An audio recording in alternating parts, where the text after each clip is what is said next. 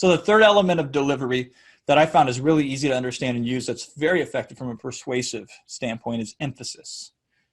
I really learned this listening to Jim Rohn.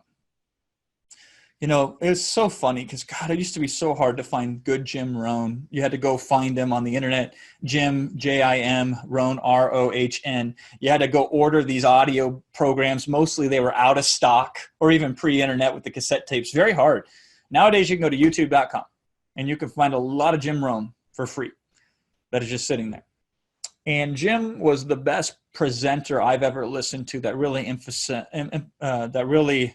impacted my delivery style. And one of the things I noticed about Jim that was just so captivating was how he would emphasize certain words without really any rhyme or reason, just to emphasize them, just for the variance. And that captivated and fascinated me, so I started doing that. So if you actually listen to a lot of my presentation, it's more similar to Jim's than any other presenter that exists out there.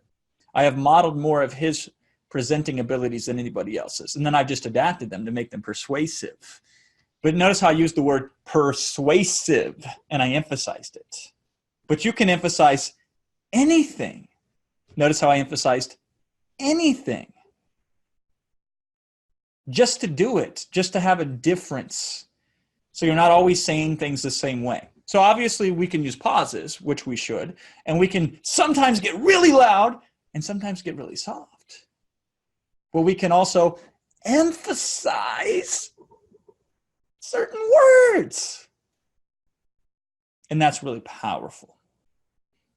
And this is super easy. So again, you can use some sort of marker to know that this is an emphasis, that I want to emphasize this word. Or you can just start doing it. I just do it all the time, just to do it. It just makes it interesting, doesn't it? When you emphasize certain words. Now, certain words are onomatopoeic, if you will.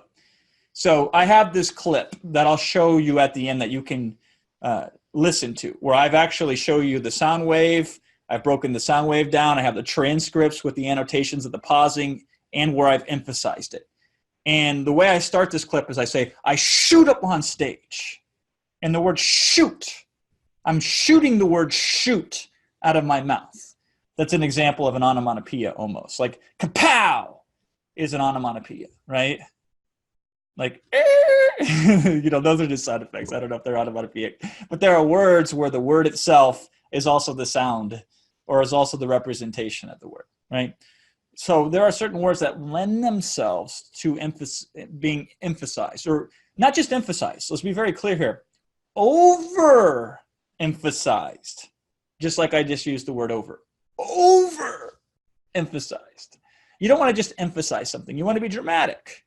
So you want to overemphasize it. So learning how to overemphasize things. And then again, you can just start randomly overemphasizing things here and there to taste, just to have that variance. And that's very powerful when it comes to a persuasive presentation.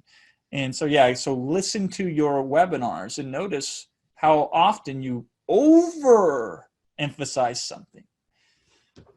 And you can do that purely with enunciation. Now, you can overemphasize something also with the modulation and the tone. Now, when you do both of them at the same time, then it becomes even more interesting. All right. And obviously, I'm exaggerating a little bit, and I'm using it more often than I would to make the point here. So, but most of you err on the side of way too little emphasis.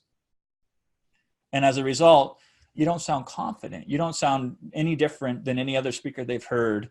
And it doesn't become a memorable experience. It doesn't grab them in the heart. It just gets them in the brain.